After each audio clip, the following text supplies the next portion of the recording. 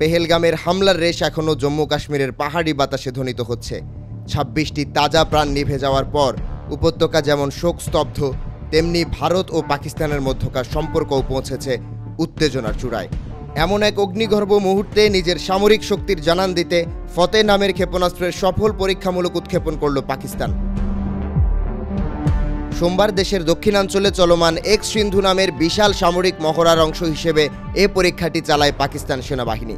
১২০ kilometre পাল্লার এই surface two surface মিসাইলটির উৎক্ষেপণ শুধু প্রযুক্তিগত নয়, কূটনৈতিকভাবেও এক স্পষ্ট বার্তা ইসলামাবাদ প্রস্তুত এবং তা তাৎক্ষণিক প্রতিক্রিয়ার জন্য। পাকিস্তানি সামরিক বাহিনীর মিডিয়া উইং ISPR জানায়, এই ক্ষেপণাস্ত্রের মধ্যে রয়েছে উন্নত নেভিগেশন সিস্টেম, টার্মিনাল গাইডেন্স প্রযুক্তি এবং এমন সব বৈশিষ্ট্য যা শত্রুর অ্যান্টি ব্যালিস্টিক প্রতিরক্ষা ভেদ করতেও সক্ষম। তারা বলেছে, এই মহড়া দেশটির সামরিক সক্ষমতা যাচাই করার একটি বড় পরীক্ষা ছিল।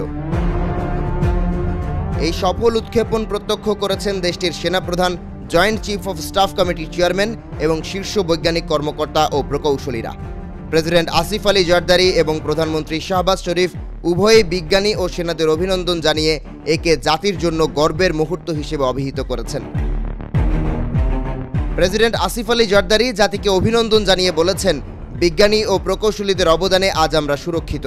প্রধানমন্ত্রী শাহবাজ শরীফ সরাসরি সেনাবাহিনীর অপারেশনাল রেডিনেস নিয়ে সন্তোষ প্রকাশ করে বলেছেন, পাকিস্তান সেনাবাহিনী দেশের প্রতিরক্ষা ও সার্বভৌমত্ব রক্ষায় সর্বদা প্রস্তুত।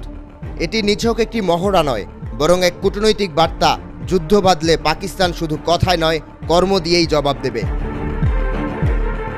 এর মাত্র দুদিন আগেই পাকিস্তান পরীক্ষা চালায় ৪৫০ কিলোমিটার পাল্লার আবদালি ক্ষেপণাস্ত্রের, আর গত বছর মে মাসে পরীক্ষা হয়েছিল ফতে 2 সিস্টেম, যার পাল্লা ছিল ৪০০ কিলোমিটার।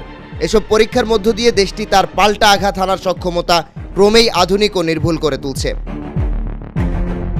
অন্যদিকে ভারত কড়া সুরে পাকিস্তানকে দায়ী করে আসছে পেহেলগামের হামলার জন্য, যদিও ইসলামাবাদ তা দৃঢ়ভাবে অস্বীকার করে নিরপেক্ষ তদন্তের আহ্বান জানিয়েছে।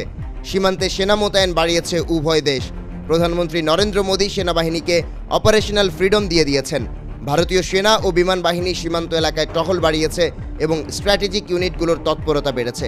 এরই মধ্যে কাশ্মীর সীমান্তে ব্ল্যাকআউট মহড়া চালিয়েছে ভারত। ভারতীয় গোয়েন্দা সংস্থা NIA পেহেলগাম হামলার তদন্ত জোরদার করেছে। দুই পারমাণবিক শক্তিধর দেশের এই সংঘাতের আবহে ফতেহের মতো ক্ষেপণাস্ত্রের গর্জন এক ভয়াবহ ভবিষ্যতের আভাস কি দিচ্ছে, নাকি এটি কেবল প্রতিরক্ষা প্রদর্শনের কৌশল মাত্র? প্রশ্ন রয়ে গেল, কিন্তু উত্তেজনার পারদ ক্রমেই চড়ছে।